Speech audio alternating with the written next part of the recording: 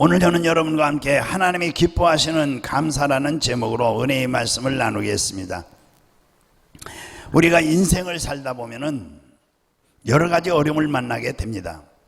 그럴 때에 환경을 바라보는 사람은 다른 사람을 원망하거나 자기 환경을 불평하면서 삶을 살아가고 있습니다.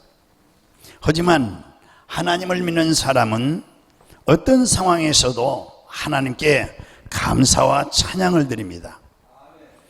오늘 본문의 시편 50편 23절은 감사로 제사를 드리는 자가 나를 영화롭게 한다고 말씀하고 계십니다.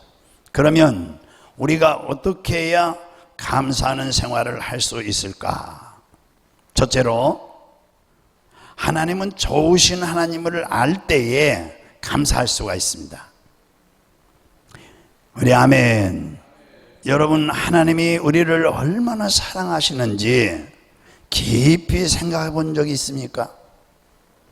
하나님이 얼마나 좋은 분인지, 하나님이 우리를 얼마나 사랑하는지 이것을 알면은 우리 마음이 뭉클해지고 마음에서 감사가 넘쳐나게 되는 것입니다. 하나님은 우리를 사랑하시되 말로만 사랑하는 것이 아니기 때문에 요한복음 3장 16절에 보면은 하나님이 세상을 이처럼 사랑하사 독생자를 세상에 주었으니 이는 저를 믿는 자마다 멸망치 않고 영생을 얻게 하려 하심이라. 하나님께서 죄짓고 불의하고 추악하고 버림받아 마땅한 나를 구원하시기 위해서 가장 소중한 아들을 십자가에 내주신 것입니다. 우리가 조금만 깊이 생각하면은 하나님이 정말 나를 사랑하고 있다는 것을 분명히 느낄 수 있는 것입니다. 우리 교회가 지하 개척교회 시절에 가난하고 살기 어려운 사람들과 몸이 병든 사람들이 주로 지하실에 찾아왔습니다. 제가 너무나 안타까운 마음에 심각하게 고민하며 하나님 앞에 기도하는 중에 마음에 하나님이 성령을 통해서 말씀을 생각나게 하고 그 말씀이 주님의 음성으로 제가 받아들였어요. 우리 예수님께서 의인을 부르러 세상에 오신 것이 아니라 죄인을 부르러 오셨다고 말씀하시고 건강한 자에게는 의원이 쓸데없고 병든 자에게 의원이 쓸데있다고 마태복음에 있는 말씀이 떠올랐습니다. 그렇습니다. 천국은 우리가 준비한 것이 아니라 하나님이 준비하셨다는 것입니다. 그들이 내 앞에 나오게 해야 된다는 주님의 음성이었어요. 가난하고 병들고 고통당하는 사람들, 지하실이지만은 그들을 나오게 하라고 그런 음성입니다. 그들이 내게 오면은 영혼이 잘되고 범사가 잘되고, 그때 그 이후에 저는 그때부터 기도를 더 열심히 했습니다. 예수님께 나오기만 하면 하나님이 예비하신 은혜를 받을 수 있게 하신다는 것입니다. 그리고 구원도 주시지만 모든 인생의 문제를 하나님이 다 풀어주신다는 것입니다. 할렐루야. 장소가 좋으냐 나쁘냐가 문제 아닌 것입니다. 제일 먼저 그렇게 기도를 시작했는데 병든 사람들이 오는 거예요. 어떻게 반가운지, 어떻게 기쁜지. 하나님도 마찬가지죠. 세상에서는 이 병든 사람들 좋아하는 사람 별로 없어요. 그런데 하나님은 너무 좋아하시네요. 성도들이 사업에 실패한 사람들이 오고요, 가정이 깨진 사람들도 오고요, 지하실에 찾아오는 사람들. 그래서 성도들이 와서 이제 눈물을 흘리고 기도하고 하나님의 그 사랑을 깨닫고 이제 그러면서 성도들이 사업이 풀리고 직장이 이제 마련되고 이제 몸이 건강이 회복되고 참으로 삶이 변화되는 축복이 계속 나타나기 시작했어요. 할렐루야. 하나님이 어떤 분이신가를 안다는 것은 이처럼 중요한 것입니다. 누구든지 예수님 믿고 좋은 하나님께 나오면 하나님의 자녀가 되고 또 그 영혼이 잘 되고 범사가 잘 되고 이렇게 잘 풀리는 것입니다. 할렐루야. 좋으신 하나님을 여러분들 꼭 아시기를 주님으로 축원합니다. 둘째는 감사하는 삶을 살기 위해서는 하나님을 믿어야 됩니다. 믿음이 있어야 감사를 할 수 있어요. 감사는 믿음에서 나오는 것이기 때문에 그렇습니다. 하나님을 믿는 사람만이 어렵고 힘든 상황을 만났을 때 감사할 수 있게 되는 것입니다. 어려움을 만났을 때에 원망하고 불평하는 것은 하나님을 믿지 않기 때문에 이스라엘 백성들이 가나안 땅에 들어가기 전에 12명의 정탐꾼을 먼저 선출했습니다. 그리고 먼저 그들을 그 가나안 땅에 보냈는데 이 정탐꾼들이 가서 이제 40일 동안 돌아봐서 이제 돌아봅니다. 과연 그곳은 젖과 꿀이는 아름다운 땅이었습니다. 하지만 이 12명이 이제 40일 후에 돌아와서 직접 이제 보고 나서 돌아와서 이제 보고를 하는데 원망과 불평을 막 쏟아내 놓습니다. 왜냐하면 하나님을 믿지 않았기 때문이에요. 그러나 그 땅에 살고 있는 그 거민들을 보고 겁이 질려가지고 그동안 부름기둥과 불기둥으로 인도해서 지금까지 은혜를 베풀으신 그 하나님의 은혜를 까마귀 잊어버리고 불평을 막 쏟아놨던 거예요. 하지만 여호수아 갈렙은 그렇지 않았습니다. 그들은 하나님을 전적으로 믿고 의지하는 믿음이 있었어요. 그들은 하나님을 믿었기 때문에 희망이 넘치고 이제 자신감이 넘치고 감사가 넘쳤어요. 그래서 그들은 민수기 14장 7절에서 8절을 우리 같이 읽어봐요. 이스라엘 자손의 온 회중에게 말하여 이르되 우리가 두루 다니며 정탐한 땅은 심히 아름다운 땅이라. 여호와께서 우리를 기뻐하시면 우리를 그 땅으로 인도하여 들이시고 그 땅을 우리에게 주시리라. 이는 과연 젖과 흐르는 땅이니라. 이렇게 믿음으로 선포를 했습니다. 여호수아 갈렙이 말을 듣고 하나님께서 얼마나 기뻐하셨겠습니까? 히브리서 11장 6절에 같이 읽어요. 믿음이 없이는 하나님을 기쁘게 하지 못하나니 하나님께 나가는 자는 반드시 그가 계신 것과 또한 그가 자기를 찾는 자들에게 상 주시는 이심을 믿어야 할지니라. 아멘. 우리가 하나님을 믿고 감사로 나가면 하나님께서 크게 기뻐하시는 것입니다. 감사는 믿음의 문제이지 어떤 환경의 문제가 아닌 것입니다. 우리 예수님께서 마태복음 6장 34절에 그러므로 내일 일을 위하여 염려하지 말고 내일 일은 내일 염려할 것이요 한날의 괴로움은 그날로 족하니라 말씀했어요. 그러니까 믿음이 없으면 오늘도 걱정하고 믿음이 없으면 내일도 걱정하게 되는 것이죠. 도무지 감사할 수 없는 것이죠. 하지만 믿음이 있는 사람은 하박국 3장 17절에서 18절 우리 같이 또 읽어보겠습니다. 믿음이 있는 사람입니다. 시작. 비록 무화과나무가 무성하지 못하며 포도나무에 열매가 없으며 감람나무에 무엇이 없어요? 소철이 없으며 밭에 먹을 것이 없으며 우리의 양이 없으며 외양간에 소가 없을지라도 나는 여호와로 말미암아 즐거워하며 나의 구원의 하나님으로 말미암아 기뻐하리로다. 그러므로 감사는 조건의 문제가 아니에요. 믿음의 문제예요. 믿음의 문제. 그러므로 감사하는 삶을 살기 위해서는 우리가 믿음을 가지셔야 돼요. 할렐루야.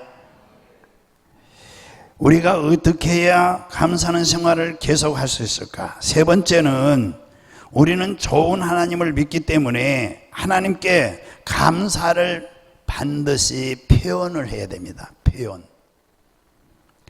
시편 50편 23절 오늘 본문에 감사로 제사를 드린 자가 나를 영화롭게 하나니 그의 행위를 옳게 여기는 자에게 내가 하나님의 구원을 보리라 이렇게 말씀하셨는데 그 행위를 옳게 하는 자에게 내가 이 옳게 하는 것이 감사의 표현인 것입니다. 누가복음에 가서 보면은 우리 예수님께 10명이 문둥병자가 찾아왔어요. 그리고 우리 예수님이 제사장에 가서 내 몸을 보이라. 이 말씀은 병이 나았다는 증거거든요. 그런데 현재는 진물이 줄줄 흐르고 있어요. 가서 제사장에게 내 몸을 보여라.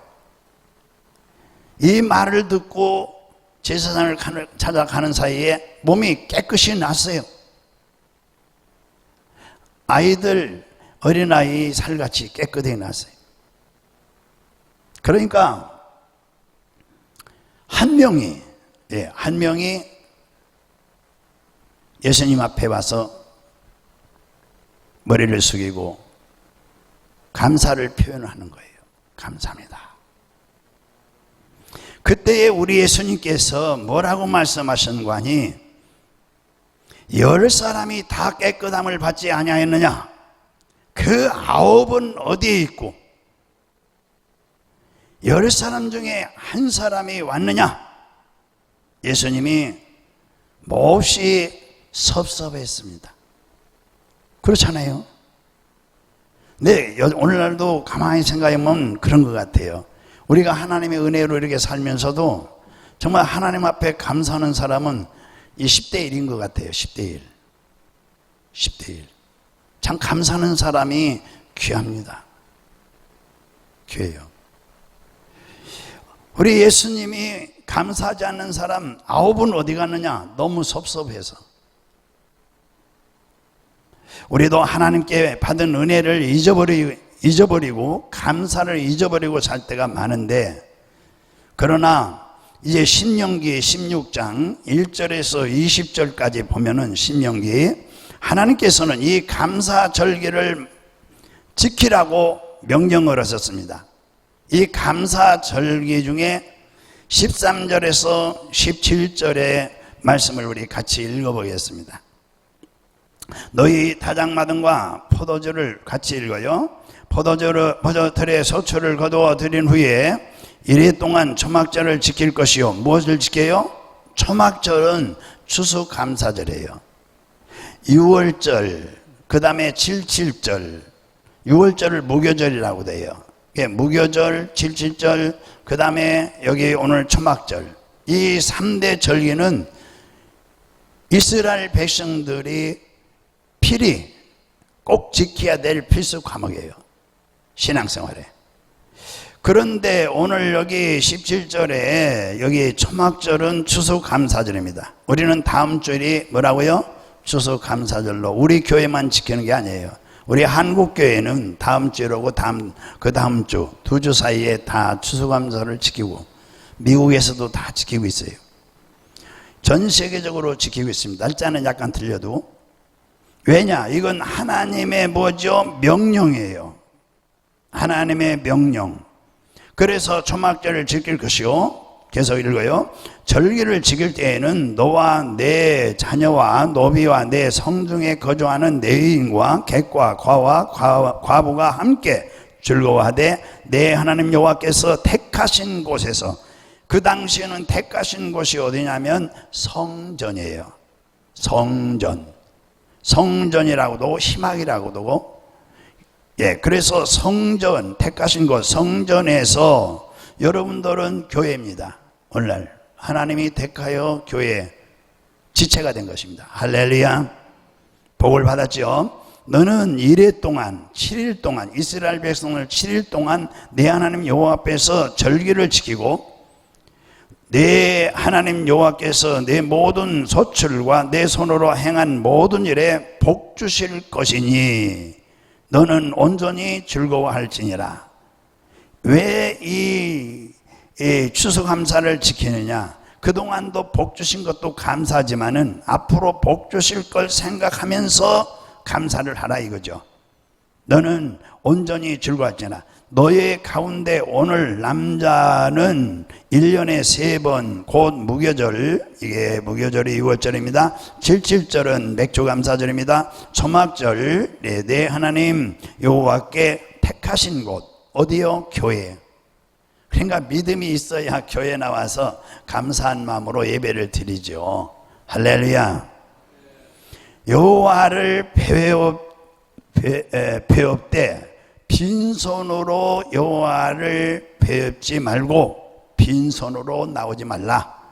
그리고 각 사람이 내 하나님 여호와께서 주신 복을 따라, 주신 복을 따라서, 주신 복을 따라서, 뭐 복을 많이 받은 사람도 있고 적게 받은 사람도 있겠죠.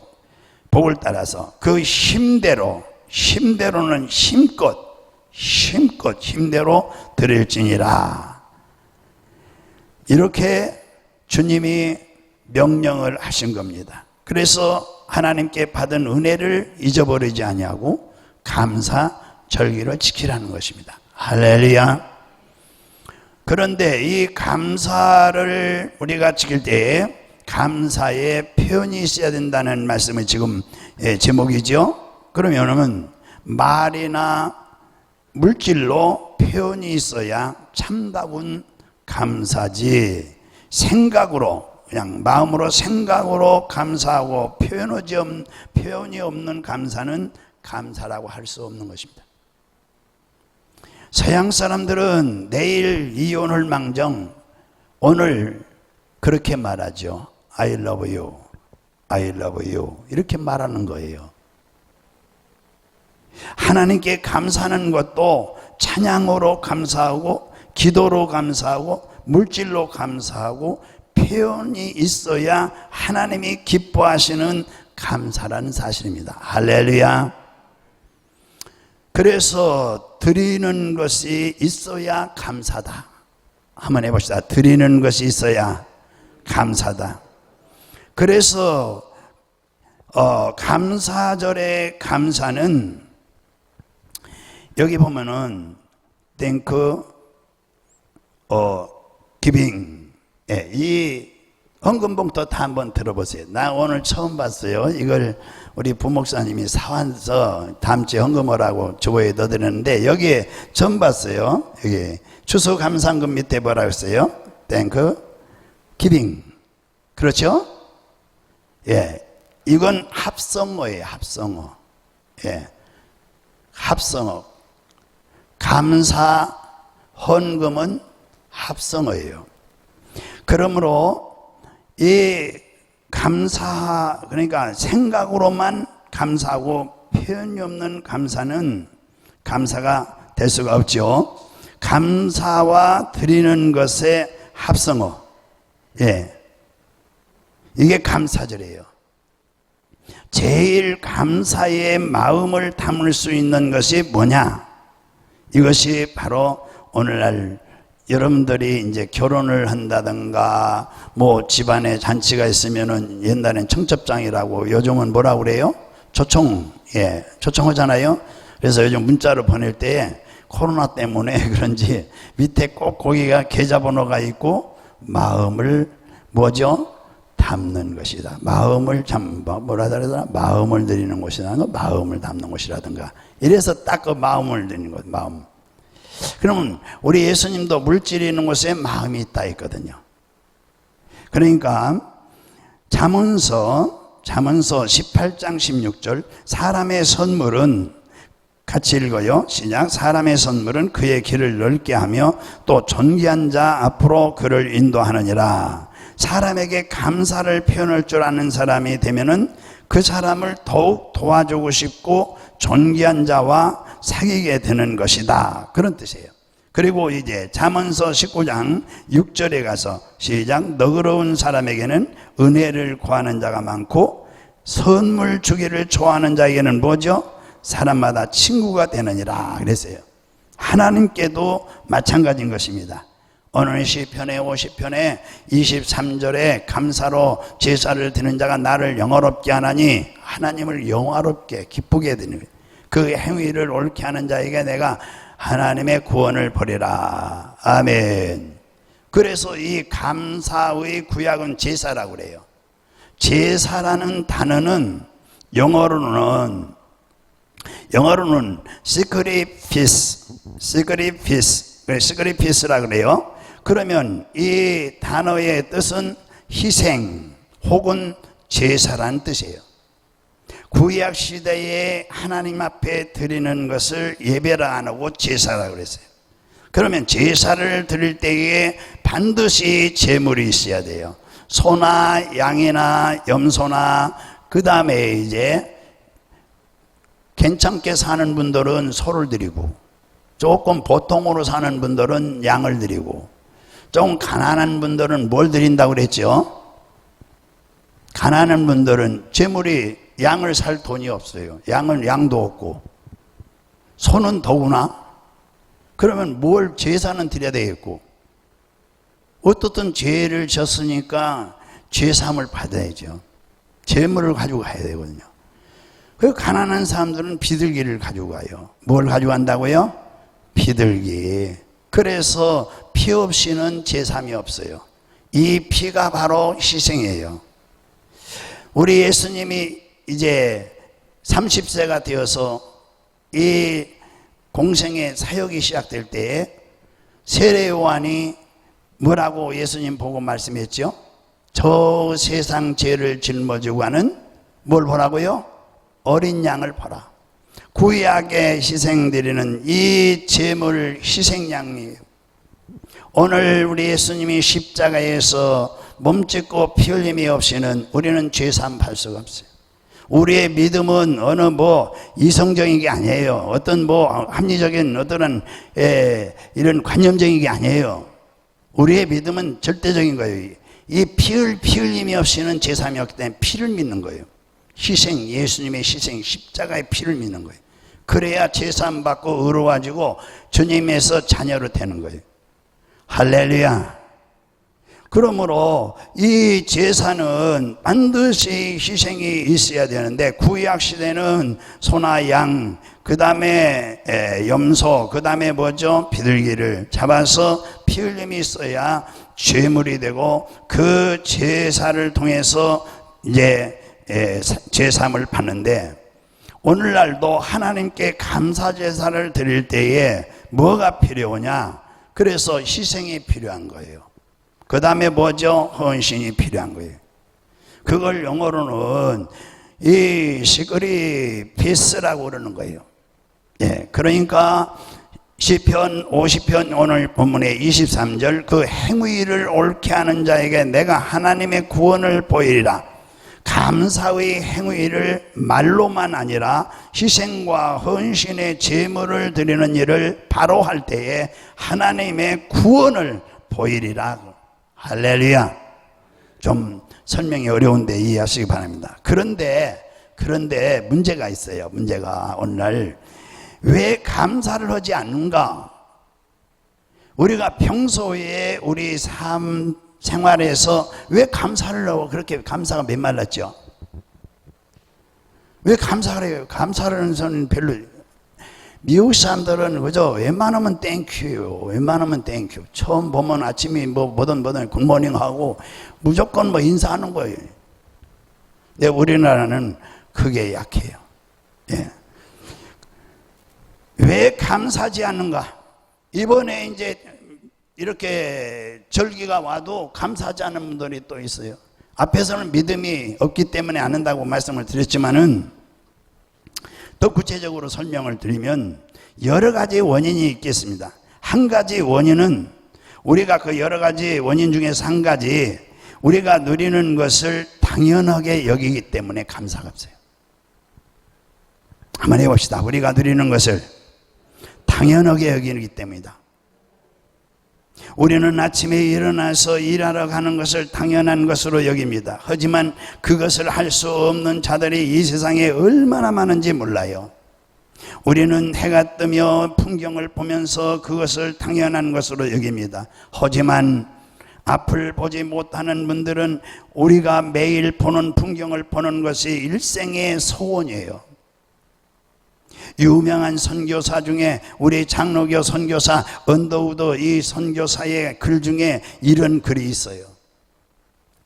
걸을 수 있다면 더 큰 것을 바라지 않겠습니다. 걸을 수만 있다면. 다 걸으셨잖아요. 저는 우리 요양원에 어르신들이 18분 계시는데 걷는 분은 몇 분 없어요. 다 그냥 일어나서 앉을 정도고 누워 계신 분도 있고 밥도 못 잡수고 죽 잡수신 분이 한 3분의 1 돼요. 죽도 못 잡숴서 그 물만 잡수시는 분이 있어요. 그런 분들도 몇 분 있어요. 그거 잡수고 사시는 거예요.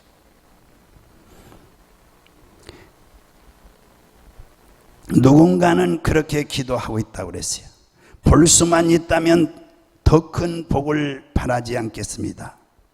누군가는 그렇게 기도합니다. 들을 수만 있다면 더 큰 복을 바라지 않습니다. 누군가는 그렇게 기도를 합니다. 놀랍게도 누구인가의 기도를 다 이루고 살았습니다. 우리는 놀랍게도 누군가가 간절히 기도하는 기적이 내게 날마다 지금 일어나고 있는 것입니다. 부자가 되지 못해도 빼어나는 외모가 아닐지라도 지혜롭지 못해도 내 삶에 날마다 감사하겠습니다. 우리가 당연하게 여기는 것들이 누구에게는 간절한 기도 제목들이에요. 이것이 우리는 기적이에요. 지금 우리는 보고 듣고 걸어다니는 것들이 당연한 것이라 생각하고 있지만 중환자에게는 그것이 간절히 바라는 기적이에요. 우리는 목마르면 마시고 깨끗이 샤워할 수 있지만 이 지구 안에는 물 한 방울 얻기 위해서 수십 리를 걸어가야 하는 사람들도 이 지구상에 많이 있어요. 아프리카 쪽에는 우리가 우물 하나 파주면은 그거 몇십만 원 내서 파주잖아요. 선교. 우리는 매일 삼시세끼 먹는 것을 당연한 것으로 생각하죠. 그렇지만 아직도 끼니를 해결하지 못하고 배고픈 사람, 굶어 죽는 사람들이 아프리카에 수두룩해요. 이 지구 안에 수두룩해요. 시편 136편은 모든 육체에게 먹을 것을 주신 이에게 감사하라. 그 인자심이 영원하며 우리는 날마다 먹을 것을 주시는 것에 대해서 하나님께 얼마나 감사하고 있어요? 그냥 또 성질이 급하니까 하나님 땡큐 하고 막 이렇게 찍어서 막 잡습니까? 눈 뜨고 간절하게 감사하기도 안 하고. 시편 103편 3절에서 5절 그가 내 모든 죄악을 사하시며 내 모든 병을 고치시며 내 모든 내 생명을 파멸해서 속량하시고 인자와 긍휼로 관을 씌우시며 좋은 것으로 내 소원을 만족하게 하사 내 청춘을 독수리같이 새롭게 하시는도다. 왜 따라서 안 읽어요? 읽으면 더 은혜가 되는데. 이처럼 엄청난 은혜를 지금 받고 있는 것입니다. 우리 교인들은 또 감사해야 돼요. 제가 어떻게 생각할지 모르지만은 우리 교인들은 건강을 거의 보장해요. 전화로 기도해도 병이 나요. 저는 귀신을 쫓고 기도해 드립니다. 그러면은 거의 백발백중 낫습니다. 본인이 조금 겸손하면 낫습니다. 근데 겸손하지만 안 나요. 절대 안 고쳐져요. 얼마나 감사한 일이에요. 그렇죠? 금수저들 얼마나 감사해요. 금수저들. 흙수저는 얼마나 고생 많아요. 지금 이 뭐 집 평생 가도 집 하나 사기 없잖아요. 금수저들은 뭐 부모들이 집 두채 세채 뭐 사놓고 뭐.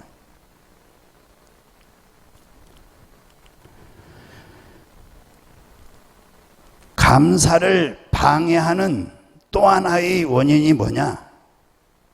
또 하나의 원인이 있어요. 남과 비교하는 것입니다. 저 사람은 하는 일마다 잘 되는데 왜 내 인생은 안 풀리나? 저 사람은 왜 금수저인데 나는 흙수저냐? 부모를 잘못 만난 거 아니야? 저 사람은 건강한데 왜 나만 이렇게 아픈가? 이렇게 다른 사람과 비교하는 사람은 결코 행복한 삶을 살아갈 수가 없어요. 결혼도 잘해야 되겠요. 그러니까 여자가 맨날 돈 못 벌어온다고 하면 어떻게 되겠어요? 친구는 말해 남편이 뭐 한 달에 뭐 500만 원씩 뭐 연금이 연벌로 따지면은 뭐 1억 5천 뭐 2억 그래 받아오는데 당신은 뭐 겨우 이게 뭐 100 하나씩 뭐 50만 원 가지고 어떻게 180만 원가 살란 말이요? 이래서는 안 되죠. 비교하면은 절대 행복할 수가 없어요. 절대 감사가 나올 수가 없어요. 행복할 수가 없죠. 물론 여러분의 삶이 다른 사람보다 힘들 수도 있어요. 하지만 분명한 것은 하나님께서 모든 것을 합력하여 선을 이루게 하신다는 것이죠. 이러므로 믿음을 가진 사람은 좋은 일에도 감사, 힘든 일에도 감사, 그야말로 감사에 감사하는 거예요. 그런데 여러분, 감사란 저절로 되지 않습니다. 원망, 불평은 나도 모르게 쉽게 나오지만은 항상 말씀드리죠. 감사는 뭐죠? 훈련해야 된다고. 불평하기 위해서는 노력할 필요가 없어요. 원망과 불평은 내버려 둬도 저절로 그냥 입만 열면 나오게 돼 있어요. 혼자 있어도 두세 사람이 모여도 그저 입에서 침이 마르도록 불평하는 것이 인간의 습성이에요. 그러나 감사나 찬양을 하기 위해서는 마음에 결단을 하고 결심을 하고 노력을 해야 돼요. 항상 하나님이 주신 은혜를 생각하고 내게 주신 은혜를 헤아려 감사해야 되는 것입니다. 생각을 자꾸 긍정적이고 창조적이고 바꿔야 돼요. 부정적인 생각을 내가 바꿔야 됩니다. 누가 바꿔집니까? 그래서 내게 있는 것이 너무나 많지요. 오늘만 해도 여러분 건강하니까 교회에 오신 거고 또 믿음이 있으니까 교회에 오신 거고 예배 드릴 수 있으니 너무나 감사하죠. 감사할 것이 얼마나 많은지 말로 다 할 수 없어요. 그런데 여러분은 자꾸 있는 것을 감사하지 아니하고 모자란 것만 자꾸 그저 안 되는 것만 그저 자꾸 생각하고 긍정적인 생각으로 바꿔줘야 돼요. 할렐루야. 그래야 인생이 행복하고 일이 잘 풀리는 것입니다. 옛날에 고생하던 거 생각하면 지금 뭐 얼마나 잘 삽니까? 제가 어렸을 때 6.25 사변 직후에 제가 어렸을 때 고생한 것과 당한 일을 생각하면 아주 몸소리 쳐지죠. 저는 어렸을 때요, 이 죽도 못 먹었어요. 죽도 물을 많이 타야 이게 좀씩 넘어가는 거예요. 그렇게도 살았어요. 그리고 보리고개가 봄이에요. 그러면 보리고개는 보리가 1 이상 날 때 그걸 따서 그것을 말려서 또 다시 부셔가지고 그것을 또 껍질을 벗겨서 또 도구통에다 내서 찢고 그 다음에 이제 그걸 또 삶아서 밥을 만드는 거예요. 그 작업을 제가 했어요. 초등학교 다닐 때도요. 그래서 그 작업을 너무너무 동네 사람들이 보고 잘했다고 추천해가지고 제가 보령 군수상을 받았어요. 착한 어린이라고. 5월 5일 날. 이 교장 선생님, 담임 선생님이 오라 해서 갔더니, 야, 너를 올렸더니 이렇게 보령군에서 제일 한다고 그러더니 교육감상도 나왔어요. 돈하고 같이. 그래서 제가 착한 어린이로 교육감을 받았습니다. 이 보리고개가 있어가지고 얼마나 고생이 어린지 말이에요. 예. 이 쑥 뜯어다 죽 끓여 먹고요. 질갱이 뜯어다 죽 끓여 먹고요. 소나무 껍질 벗겨서 그거 또 물내서 먹고요. 이렇게 사는 거예요. 지금 여러분 이런 얘기하면은 아이 우리 사모님 여기 있으면 또 난리 나죠. 제발 그런 얘기 하지 말라고. 그렇게 묵은 얘기 하지 말라고. 누가 좋아하겠냐고. 은혜를 생각하면 감사한 거예요 지금. 할렐루야. 모든 인생에는 고난이 있습니다. 하지만 고난 중에서 감사하고 찬양하면 놀라운 기적이 일어나는 것입니다. 바울과 실라가 이 복음을 전하다가 감옥에 갇혔어요. 빌립보에 갇혔는데 그들은 캄캄한 감옥 안에서 얼마나 몸이 다 이제 찢어지도록 가리게 찢어지도록 매를 맞고 그 다음에 착고를 채우고 그러고선 컴컴한데 처박아놨는데 거기서 얼마나 원망이 나오겠어요. 그래도 원망 불평 안 하고 하나님 앞에 감사하고 찬양하고 기도했더니 하나님이 천사를 보내가지고 막 땅이 진동하고 그 다음에 이제 그 철문이 몇 개인데 그 착착착 열어지고 그 다음에 착고가 풀어지고 기적이 일어났어요.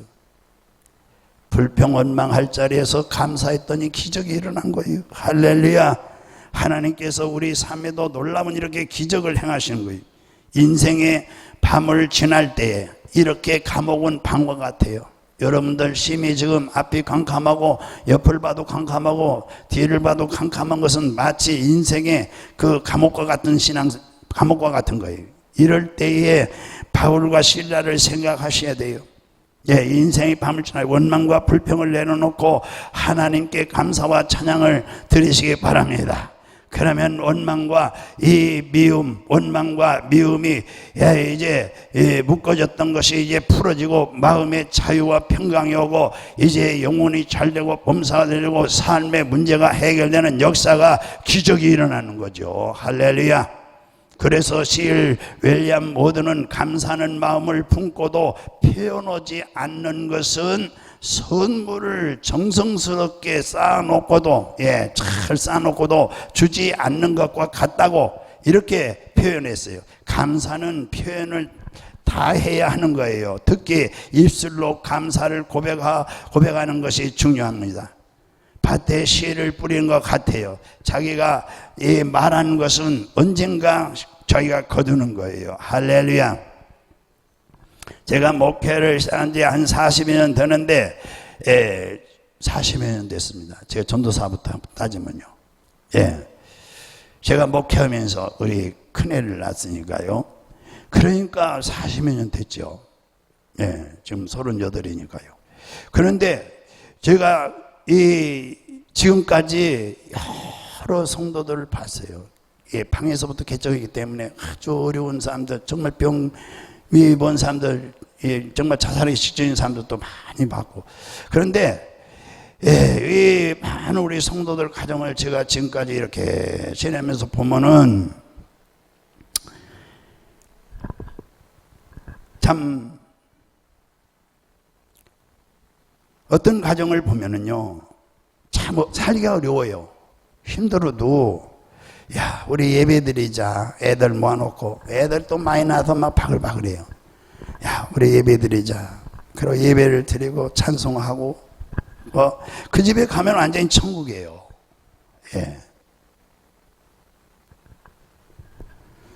한 번은 저 개척할 때에 누가 그런 데 옵니까? 방에서 드릴 때. 근데 누가 문을 쭉 열고서 무슨 예배를 드리려고 성경책을 끼고 왔나 봐요. 그런데 문을 딱 닫는 거예요. 방에서 사람이 별로 없고 나만 열심히 설교하니까.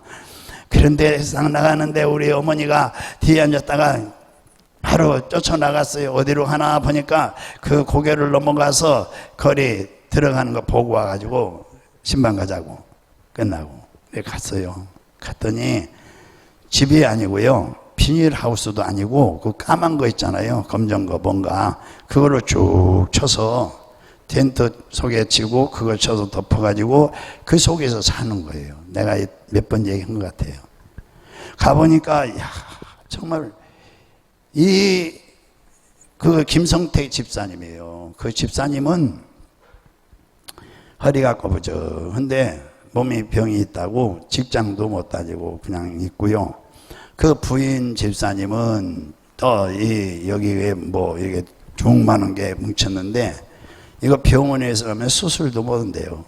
수술하면 죽는다고 그러고 있고, 그러고 그 딸이 하나 있는데 고등학교 나와서 그때 상고 나왔어요. 나와서 그 딸도 누워 있어요. 왜 그러니까 여기 그분은 여기 간이 있는데 여기 오목 가슴 데가 뭐 주먹 같은 게 있는데 의사가 이걸 수술하자고 그러는데 이 수술도 안 된다는 거예요 지금. 그래 이거 죽어야 될 사람들이 많이 있어요. 그런데 또 어머니가 한 분 있어요. 어머니는 90이 넘었는데 김성택 집사님 그분은 또 그 아래 조만게 또 이렇게 창고를 만들고 거기다가 또 모셨더라고요. 거기에 누워 계세요. 이야, 세상에 이런 집도 있구나. 가서 열심히 예배를 드렸어요. 가니까 얘기 들으면 모두 부정적이에요. 김성택 집사님 저 양반 때문에 저 사람 때문에 내가 이렇게 결혼 잘못해가지고 이렇게 망했다. 그러면은 딸은 이따가 우리 부모 잘못 만나가지고 망했다 우리는 이러고 있는 거예요. 그런데 그때에 아들이 군대 가서 또 손가락 하나 잘라가지고 여기 2개인가 잘랐어요. 자르니까 그냥 중간에서 나오는 거 뭐라고 하나 그거 나왔어요. 집안이 그래요. 이야, 불쌍하잖아요. 먹을 것도 시원찮고. 그래서 이 집에 가보니까 완전히 이런 거 이래. 모두 부모님 때문에 우리는 이 모양 됐다. 또 부인은 남편 때문에 이래 됐다. 그 남편은 뭐라고 하냐, 자기 아버지가 장로님이었대요. 대구의 그 유명한 교회.